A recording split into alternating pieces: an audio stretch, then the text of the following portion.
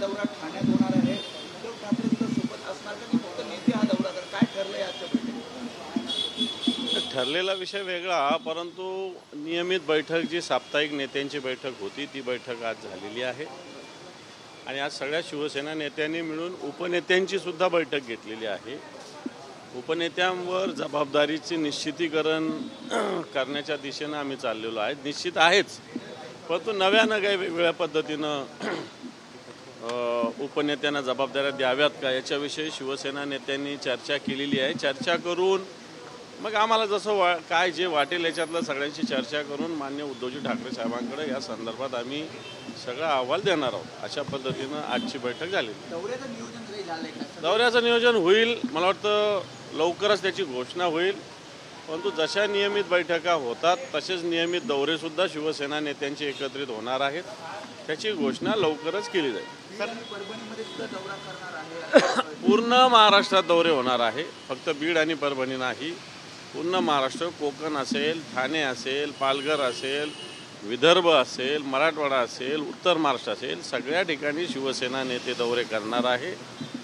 मला असं वाटतं लवकरच 1-2 दिवसामध्ये या पहिल्या 1-2 दौऱ्यांची घोषणा होईल. नीलम गोरे यांना आज कायदेशीररित्या नोटीस पाठवण्यात आलेली आहे. नीलम गोरे यांना सुषमा अंधारे यांनी. बरोबर आहे ना, कारण ज्या पद्धतीनं त्यांचं जे वक्तव्य आहे या वक्तव्याचा निषेध तर सगळीकडे सर्वदूर होतोय.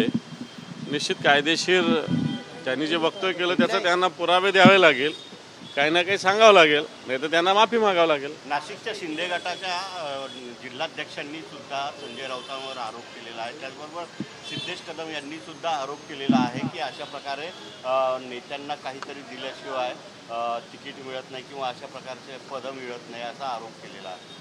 हे पण या आरोपाला काही अर्थ नाही आहे. त्यावेळेस पदं घ्यायला मिरवायला गोड वाटलं का? त्यावेळेसच का नाही सांगितलं मग या सगळ्या गोष्टी? आता तुम्हाला आठवत आहे का या सगळ्या गोष्टी? महाराष्ट्र एकीकरण समितीच्या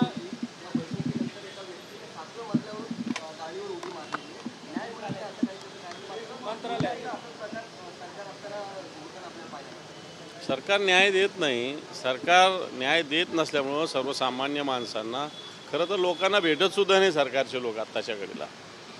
आणि म्हणून अशा पद्धतीनं एक पाऊल, टोकाचं पाऊल सर्वसामान्य माणसाला उचलावं जातं. कारण हे सरकार सर्वसामान्याचं नाहीच आहे. जर मोठं अदानी आलं तर त्याला लगेच लाल रेड कार्पेट तिथं आखलं जाईल, पण सामान्य माणूस गेला तर त्याला तिथं प्रवेशसुद्धा मिळणार नाही. अशा प्रकारची मंत्रालयाची स्थिती आहे. पत्रकारांनी पण आज आंदोलन केलेलं आहे. पत्रकारांनी पण आज आंदोलन केलेलं आहे. मला माहीत नाही, राजकीय ज्याचं त्याचं विषय स्वतंत्र असेल, कोणी काही भेटू नये अशातला काही भाग नाही. जर बावनकुळे आणि जयंत पाटील जर भेटले असतील तर मला असं वाटतं त्याची पार काही एक, जयंत पाटील एक ज्येष्ठ नेते आहेत, बावनकुळे साहेब पण भारतीय जनता पार्टीचे अध्यक्ष प्रदेशाचे, एकमेकांच्या भेटी होणं याला लगेच राजकीय अर्थ देणं चुकीचं आहे. महाराष्ट्र एकीकरण समितीची जे काही शिष्टमंडळ आहे त्यांनी देखील आज उद्धवजींची भेट घेतली आहे आणि त्यांनी जी माहिती दिली आहे त्यानुसार हे जर वाद शमला नाही तर तुम्ही संजय राऊत साहेब देखील तिकडे दौरा करणार आहात. नाही, काही लोक भेटलेले आहेत, मान्य उद्धव साहेबांना भेटले, इथं संजय राऊत साहेब आम्ही सगळे होतो, आम्हालाही भेटलेले आहेत. ज्या पद्धतीनं मराठी माणसावर अन्याय अत्याचार कर्नाटकामध्ये होतोय त्याच्याविषयी कर्नाटक सरकारला महाराष्ट्र सरकारने बोललं पाहिजे. एका मराठी मुलीवर, छोट्या मुलीवर अन्याय अत्याचार करण्याचा प्रयत्न एका कंडक्टरनी केल्यानंतर मराठी माणसाने रिॲक्शन दिलेली आहे. दिल्यानंतर आज त्या कुटुंबियाच्या, मुलीच्या कुटुंबियांना दबाव टाकून गुन्हासुद्धा वापस घ्यायला लावण्याचा प्रकार कर्नाटकात घडतो. हा मराठी माणसाला दाबण्याचा प्रकार होतोय. कर्नाटक सरकार पूर्णपणे जर कन्नडच्या कानडी कंडक्टरबरोबर उभा राहत असेल तर या मराठी माणसाबरोबर महाराष्ट्राच्या सरकारने सुद्धा बोललं पाहिजे. निश्चित मान्य मुख्यमंत्र्यांशी या संदर्भात संपर्क साधू आणि त्यांना कर्नाटकच्या मुख्यमंत्र्याला आम्ही बोलायला. महाविकास आघाडीचा घटक पक्ष म्हणून तुम्ही सुद्धा कर्नाटक सरकार किंवा काँग्रेस नेत्यांशी या संदर्भात चर्चा करणार का? मला वाटतं सरकारला बोललं पाहिजे. आम्ही एक आंदोलन म्हणून, निषेध म्हणून निश्चित हे करू. तसाही प्रयत्न होईल निश्चित. काँग्रेसचे जे काही म्हणजे सरकारचे जे मंत्री आहेत त्यांच्याशी संपर्क मान्य संजय राउत साहब आज करणार. सर, महाराष्ट्र कर्नाटक का मुद्दा हर बार चर्चा में आता है. आज एकीकरण समिति के लोग आपसे मिले, क्या उनकी मांग है? और अभी महाराष्ट्र सरकार ने उधर की स्टेट बस एसटी बस की सर्विस रोक दी है, क्या ये आपको लगता है एक सही सॉल्यूशन है इसमें?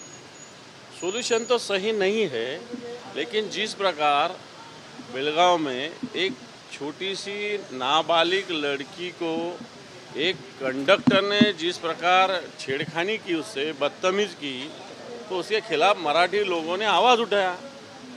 वो कंडक्टर से एक आधे टाइम मारपीट भी की होंगी, लेकिन ये कोई उठाना गलत है कदम, ऐसा नहीं. क्योंकि अगर एक आधे छोटी बच्चों को कोई करना तो कोई देखते थोड़ी रहेंगे. और इसका इशू कन्नड़ और मराठी बनाया गया. अगर कन्नड़ी आदमी को इस प्रकार सपोर्ट अगर कर्नाटका गवर्नमेंट कर रहा होगा तो महाराष्ट्र के गवर्नमेंट को मराठी लड़की के संरक्षण के लिए जो उनके घर के लोग हैं, उनके पालन करता है, उनसे बात करनी पड़ेगी.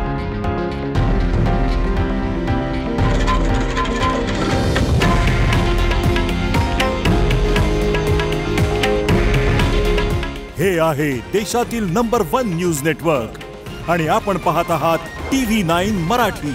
काळजी तुमची, हित महाराष्ट्राचं.